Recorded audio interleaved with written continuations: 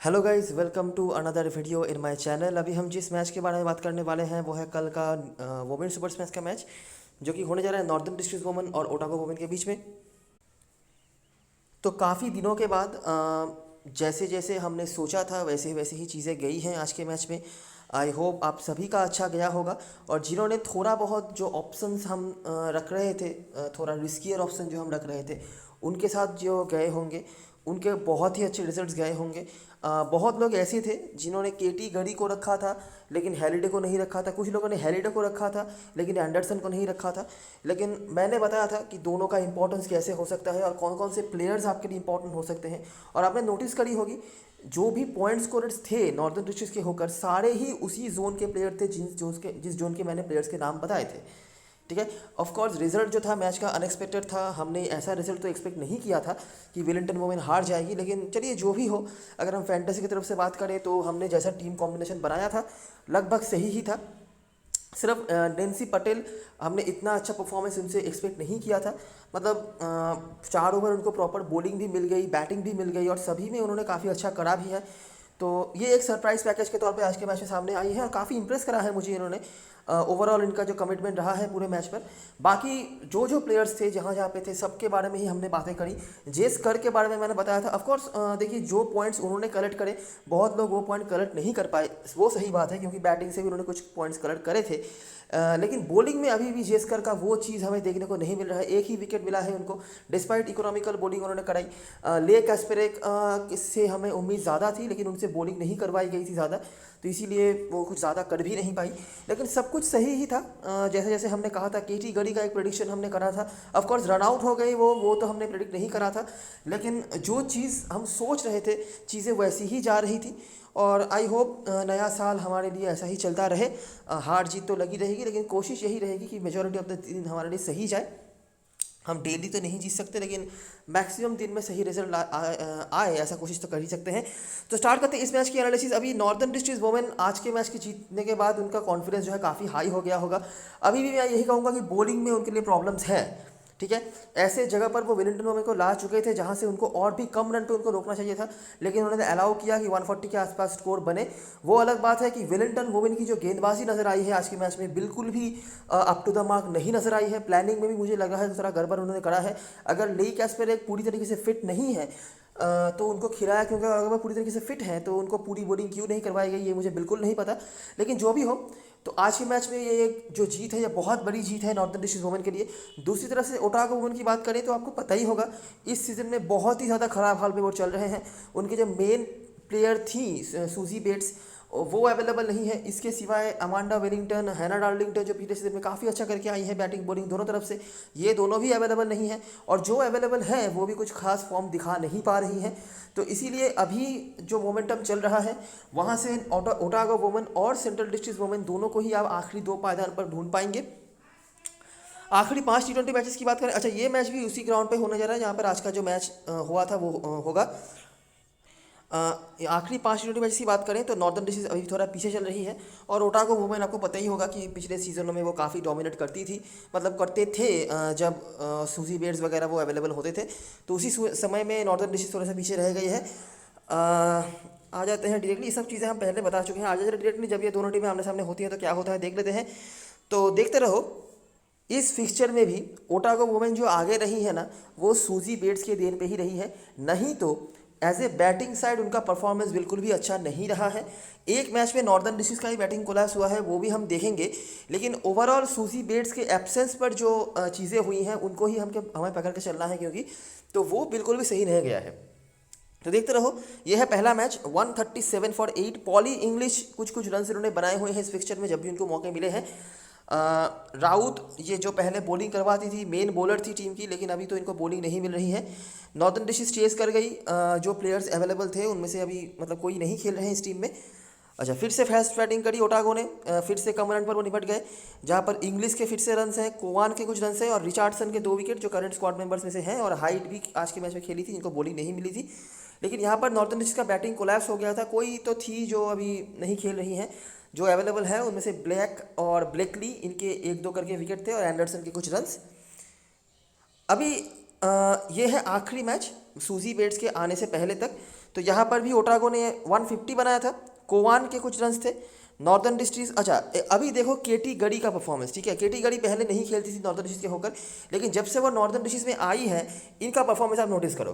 देखो 153 151 बड़े ही आराम से चेज हो गया, बहुत ही आराम से आप कह सकते हैं। मतलब 150 बना, वो चेज भी हुआ वुमेन क्रिकेट में, मतलब इस तरह के क्रिकेट फॉर्मेट में, वो भी 2 ओवर रहते, ये बहुत बड़ी बात है। तो केटी गढ़ी ने रन बनाया, साथ में कार्सन के 1 विकेट। अगला मैच सूजी बेट्स की देन, ओटागो की बैटिंग 184। नॉर्दर्न डिस्ट्रिक्ट चेस तो नहीं कर पाई, लेकिन 175 तक यहाँ पर भी गया। फिर से केटी गढ़ी और लेडन डेविस के कुछ रन्स थे, ब्लैक और जेनसन के एक करके विकेट। और आखिरी जो मैच हुआ, यहाँ पर भी सूजी बेट्स की देन 146 बनाया, साथ में जेनसन के कुछ रन्स थे, विकेट्स भी थे। और ये मैच जो अलेक्जेंड्रा में हमने देखा था, ये जो मैच एकमात्र था जहाँ पर जेनसन ने बैटिंग बॉलिंग दोनों से ही बहुत अच्छा करा था। गढ़ी के यहाँ पर भी कुछ रन्स थे, साथ में लेडन डेविस। और नॉर्दर्न डिस्ट्रिक्ट चेज नहीं कर पाई। एक चीज़ नोटिस करो, देखो इतना तो आपको पता चल ही गया होगा कि इस लेवल के क्रिकेट में 130 मतलब बहुत अच्छा स्कोर माना जा सकता है। तो नॉर्दर्न डिस्ट्रिक्ट ने मेजॉरिटी ऑफ द टाइम्स ये पार स्कोर जो है इसको क्रॉस करा हुआ है। यहाँ पर देखो 136, उसके बाद 175, उसके बाद 151 चेस करके, ये एक मैच था जहाँ पर बैटिंग कोलैप्स हुआ था। उसके बाद यहाँ पर भी 141, ठीक है।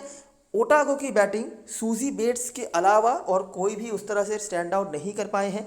जैसे कि यहाँ पर 137 पार स्कोर, 130 अगर हम पकड़ के चले तो उससे ज़्यादा ही है यहाँ पर भी। उसके बाद 125, 150, ठीक है, ठीक ठाक स्कोर यहाँ पर भी बन रहे हैं। लेकिन जैसे अब सूजी बेट्स आ गई, मतलब out of the orbit run बन गए 184 यहाँ पर और 146, ठीक है। तो ओवरऑल आप नोटिस कर सकते हैं कि ठीक ठाक स्कोरिंग सा फिक्सचर ये रहा है, क्योंकि हमको पता ही है कि northern district as a bowling side उतनी अच्छी होती नहीं है। और ओटागो के बैट्समैनों ने भी यहाँ पर ठीक ठाक काम करा हुआ है, मतलब पार स्कोर के तो ऊपर ही गए हैं। लेकिन सूजी बेट्स के आने के बाद कुछ ज़्यादा ही हो गया है। केटी गढ़ी एक और फिक्सचर जहाँ पर उनका परफॉर्मेंस बहुत अच्छा है। 3 मैच, तीनों में ही उन्होंने कुछ ना कुछ रन बनाए हैं। यहाँ पर बनाया था 24, यहाँ पर 71 और यहाँ पर 79, ठीक है। वो अलग बात है कि सामने सूजी बेट्स थी तो इसीलिए वो मैच नहीं जितवा पाई। एक मैच फिर भी जितवा दिया था, लेकिन बाकी मैचेस वो जितवा नहीं पाई। लेकिन फिर भी उनका परफॉर्मेंस अच्छा रहा है। उस तरह से बाकी और किसी का भी हिट में बताने लायक नहीं है। सूजी बेट्स का है लेकिन वो अवेलेबल नहीं है। लेडन डेविस ने आखिरी 2 मैचेस में ही कुछ ना कुछ करे हैं बैटिंग से, ठीक है। और हेली जेनसन जो है, इन्होंने बॉलिंग से आखिरी जो 2 मैच खेले हैं उन्होंने विकेट वगैरह निकाला हुआ है। बाकी कुछ कुछ मैचों में किसी का एक एक करके विकेट रहा होगा, लेकिन उस तरह से बताने लायक कोई नहीं है। और मिली कोवान, इनके 2 मैच में रन है, एक में 61, एक में 20, बस यही। तो यही कुछ नाम हैं जो हमें हेड टू हेड से मिल सकते हैं। लेकिन जो चीज़ हम नोटिस कर पा रहे हैं, एक इनिंग्स, मतलब ये जो इनिंग्स था, इसको छोड़ के हमेशा ही इस फिक्सचर में रन ठीक ठाक बन जाते हैं, ठीक है। ये एक मैच था जहाँ पर रन्स बहुत ही कम बने थे दोनों इनिंग्स से ही, लेकिन ओवरऑल 130 के ऊपर यहाँ पर बन जाता है। उनको हमने चेज भी होते हुए देखा है। नॉर्दर्न डिस्ट्रिक्ट उस एक मैच के अलावा बैटिंग से काफ़ी अच्छी करी है। ओटागो ऑफकोर्स पीछे रही है नॉर्दर्न डिस्ट्रिक्ट से बैटिंग में, जब तक सूजी बेट्स उनके टीम में अवेलेबल नहीं थी, ठीक है। ये है पूरी कहानी।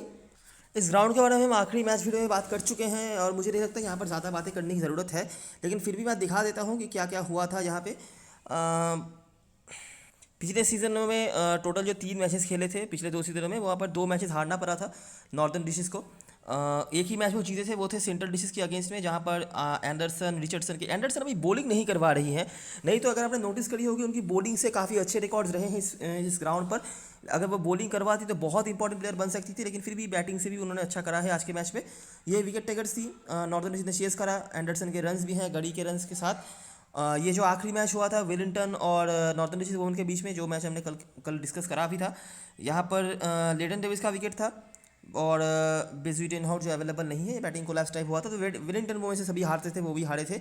और ये एक मैच हारे थे कैंटरबरी से, यहाँ पर भी गढ़ी के कुछ रन्स थे और रिचर्डसन सार्सफील्ड के एक विकेट। सार्सफील्ड का भी आपने देखा है कि उनको सिर्फ 2 ओवर बॉलिंग दी गई, मतलब ब्रूक हैलिडे ने भी 4 ओवर गेंदबाजी करी, लेडन डेविस को आखिरी ओवर गेंदबाजी दी गई, लेकिन सार्सफील्ड को बॉलिंग नहीं दी गई। इवन लॉरेन हीप्स का भी 4 ओवर कंप्लीट कर दिया गया था, जो कि मेरे बिल्कुल भी दिमाग में नहीं आया क्यों, जबकि लॉरेन हीप्स को इतने रन पड़े थे। तो ये एक बात थी कि सार्सफील्ड को खिलाया तो जा रहा है, लेकिन सही से बॉलिंग उनकी नहीं करवाई जा रही है। अगर सही से बॉलिंग करवाई जाती तो इनके पास भी काफ़ी अच्छा पोटेंशियल है, किसी भी दिन आपको ये चीज़ देखने को मिल सकती है। और आखिरी जो मैच मतलब आज का जो मैच हुआ था यहाँ पर भी 139 बना दिया था। लेडन डेविस ने आखिरी ओवर में एक विकेट निकाला था, ज़्यादा नहीं तो उनका भी एक एक विकेट दिया था। और नॉर्दर्न डिस्ट्रिक्ट ने यहाँ पर चेस कर लिया था, जहाँ पर एंडरसन के रन्स भी थे। और नेंसी पटेल के बारे में मुझे थोड़ा बात करना चाहिए, क्योंकि इन्होंने आज बहुत ही अच्छा क्रिकेट खेला है। बॉलिंग भी इन्होंने काफ़ी अच्छी कराई थी। जब एमिलिया कर सबको मार रही थी, नेंसी पटेल को मतलब उनको शांत रखा था नेंसी पटेल ने उनको। और बैटिंग में भी काफ़ी अच्छी मैच्योरिटी दिखाई है, इतना नीचे आकर भी मतलब जो सीनियर प्लेयर हैं उनसे, लेडन डेविस, उनके ऊपर से प्रेशर हटा दिया था उन्होंने, तो इतना अच्छा बैटिंग उन्होंने करा था। तो काफ़ी इंपॉर्टेंट पिक है, लेकिन अभी हमें समझना ये है कि इनका रोल कैसा होगा और कितना होगा। ठीक है, तो देखिए ज़्यादा कुछ इधर उधर के नाम नहीं है। अगर हम हेड टू हेड और ग्राउंड से बात करें तो 3-4 मैचेस ही हुए हैं पिछले सीजन में। स्ट्रॉन्गर टीमों के अगेंस्ट में मैचेस हुए थे जब नॉर्दर्न डिस्ट्रिक्ट के, तब वो मैचेस हारे थे। लेकिन छोटे मोटे टीम के अगेंस्ट जीते भी थे, जैसे सेंट्रल डिस्ट्रिक्ट के अगेंस्ट में जीते हैं। केटी गढ़ी हमेशा ही कुछ ना कुछ रन बनाती हैं, आज भी शायद रन बना देती, रन आउट हो गई वो अलग बात है। एक डिपेंडेबल बैट है ये। अभी यहाँ पे ज़्यादा कुछ बताने के लिए नहीं है, रिकॉर्ड्स वगैरह आप देख ही सकते हो, बहुत ज़्यादा कुछ नहीं है। अभी हमें लगाना पड़ेगा थोड़ा कॉमन सेंस, और टीम का स्ट्रक्चर क्या है उस हिसाब से हमें थोड़ा बहुत सोचना पड़ेगा। स्मॉल लिस्ट शॉर्ट लिस्ट की बात करें तो जो जो प्लेयर्स आपने देखे हैं मैं अभी भी बता देता हूँ, वही होंगे, मतलब ज़्यादा इधर उधर करने की ज़रूरत नहीं है। अभी आ जाते हैं मेन जगह पर कि हमें टीम कैसे बनानी है। तो फिर से ये एक मैच होने जा रहा है जहाँ पर टॉस का काफ़ी इफेक्ट होगा। अभी देखिए जो हालत चल रहा है ओटागो वुमेन का, मुझे तो बिल्कुल भी उनसे एक्सपेक्टेशन नहीं है इस मैच से।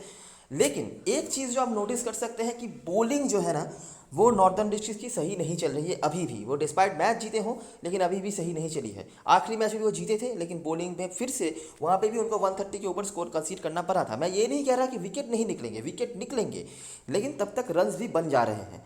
ठीक है, तो एक जो काम हम कर सकते हैं, ओटागो की बैटिंग में हम थोड़ा डिपेंडेंसी दिखा भी सकते हैं।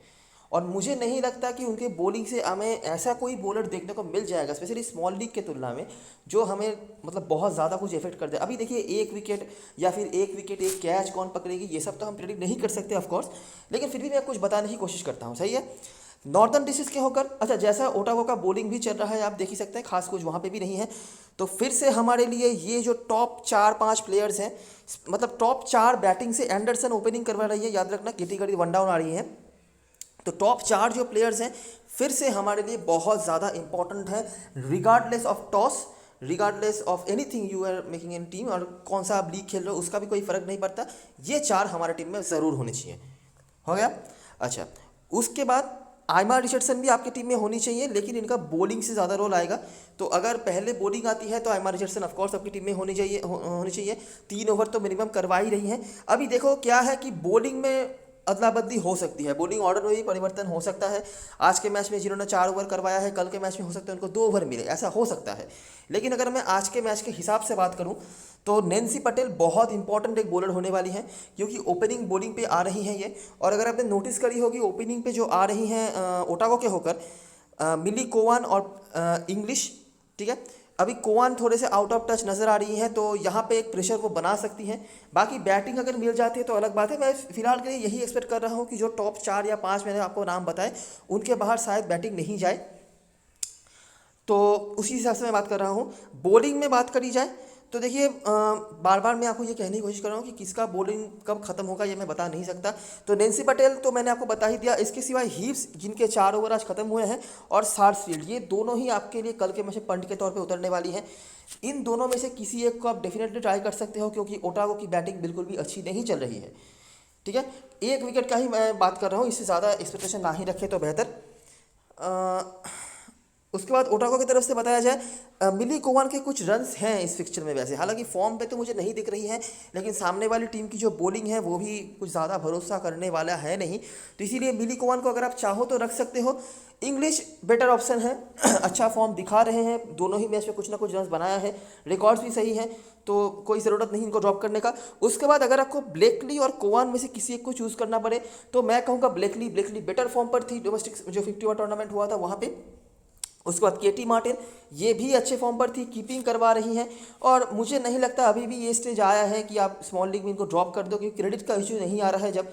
ठीक है, उसके बाद हेली जॉनसन, एक और बहुत इंपॉर्टेंट प्लेयर, आखिरी 2 जो हेड टू हेड मैच उन्होंने खेले थे कुछ ना कुछ कंट्रीब्यूशन तो उन्होंने रखा था, हालांकि बिल्कुल भी फॉर्म पे नहीं नजर आ रही है। ठीक है, तो ये एक कॉन्सर्न की बात है, लेकिन अगर आप चाहो तो इनको रख सकते हो। बेला जेम्स अच्छा फॉर्म दिखाई थी पिछले मैच पर, अच्छे फॉर्म पे ये चल रही है, मतलब अच्छा फॉर्म, मतलब मैं कह रहा हूँ 25-30 रन तो बना ही दे रही है, ठीक है, मतलब 25-30 तक पॉइंट। लेकिन हो सकता है कि आप इनको स्मॉल लीग में मैनेज नहीं कर पाएँ। बॉलिंग में बात करी जाए तो एमा ब्लैक इनका सीजन परफॉर्मर रहती है इनके लिए, लेकिन अभी भी उस तरह से खास कुछ नहीं करा है। एक विकेट शायद निकाला था एक मैच पर, बाकी कुछ नहीं। और बाकी ये कुछ बॉलर्स होंगे, इनमें से एक आध विकेट का ही मामला होगा, जिनका तो आप ऑफकोर्स प्रेडिक्शन नहीं कर सकते। कैप्टन वाइस कैप्टन चॉइस मैं फिर से वही नाम नहीं बताऊंगा, आपको पता ही है किस किस को रखना है, कौन कौन से रखना है। लेकिन हाँ, अगर नॉर्दर्न डिस्ट्रिक्ट पहले बैटिंग कर लेती है ना, एक रिस्क ज़रूर होगा, लेकिन अगर आप चाहें तो केटी गढ़ी पे बिल्कुल ट्राई कर सकते हैं। इनके पास एबिलिटी है बड़ी इनिंग्स खेलने का, रिकॉर्ड्स इनके अच्छे हैं, और इस ग्राउंड पे उन्होंने हमेशा ही कुछ ना कुछ करा हुआ है। थोड़ा सा रिस्क ये हो जाएगा कि अगर ये सस्ते में निपट जाती है ना, तो जो मतलब डिफ़ॉल्ट ऑलराउंडर्स होंगे उनका जो है पॉइंट स्कोर करने का चांसेस जो है ज़्यादा हो जाएगा, ठीक है। तो इसीलिए मैं कह रहा हूँ केटी गढ़ी एक रिस्की पिक हो सकती है, लेकिन मुझे लगता है एक अच्छा पिक हो सकती है कैप्टनसी के लिए, स्पेशली अगर पहले बैटिंग मिल जाती है तो। इसके सिवाय आइमा रिचर्डसन और लेडन डेविस का भी ऑप्शन होगा, जिसको आप ऑलरेडी देख ही सकते हो। लेकिन मैं कह रहा हूँ थोड़ा सा अगर आपको अलग हट के जाना है तो केटी गढ़ी के साथ जा सकते हो। बाकी जो ऑप्शन हैं उनको ज़्यादा कंसिडर करने की ज़रूरत नहीं है। ब्रूक हैलिडे एक ऑप्शन है, वो आज के मैच में रन आउट हो गई थी, लेकिन इनके पास भी अच्छी इनिंग्स खेलने की एबिलिटी है, और कैप्टन है खुद, तो 4 ओवर बॉलिंग भी करवा सकती है कभी भी, जैसे कि आज के मैच में उन्होंने करवाया है। तो ये है 4 ऑप्शंस जो मुझे लगता है जिनके भीतर आपको जाना चाहिए स्मॉल लीग में, अगर आप कैप्टन वाइस कैप्टन के बारे में सोच रहे हो तो। ओटागो की तरफ से यहाँ पर नाम तो काफ़ी सारे हैं, लेकिन अगर आप सही बताएं तो हेली जेनसन के अलावा और कोई भी सेफ आपको दिख नहीं रहा होगा। लेकिन हेली जेनसन भी कुछ खास फॉर्म पे दिख नहीं रही है, तो इसीलिए मैं इनिशियली तो इनको कंसिडर नहीं कर रहा हूँ। तो ये रही सारी चीज़ें। तो ये रही सारी चीज़ें, अभी एक बार देख लेते हैं ड्रीम 11 की टीम। तो ये मेरे टीम का बेसिक स्ट्रक्चर है, आप नोटिस कर सकते हैं मैंने अभी भी केटी मार्टिन को रखा है। देखिए अगर ये बिल्कुल भी शुरुआत से फॉर्म पे नहीं होती तो मैं एक बार के लिए सोच भी सकता था, लेकिन 50 ओवर क्रिकेट में इन्होंने अच्छा फॉर्म दिखाया हुआ है, ठीक है। रिकॉर्ड्स हालांकि कुछ भी नहीं है इनके, लेकिन फिर भी इनका फॉर्म जो है ख़राब नहीं है, कीपिंग कर रही है तो वो पॉइंट्स तो अलग से देंगी ही, और सामने वाली टीम की बॉलिंग भी कुछ खास अच्छी हो नहीं रही है। तो इसीलिए मैंने केटी मार्टिन को रखा है। मेरे पास 4 में से टॉप 3 है, और हेली जेनसन है, बिली कोवान को मैंने यहाँ पर मिस किया है।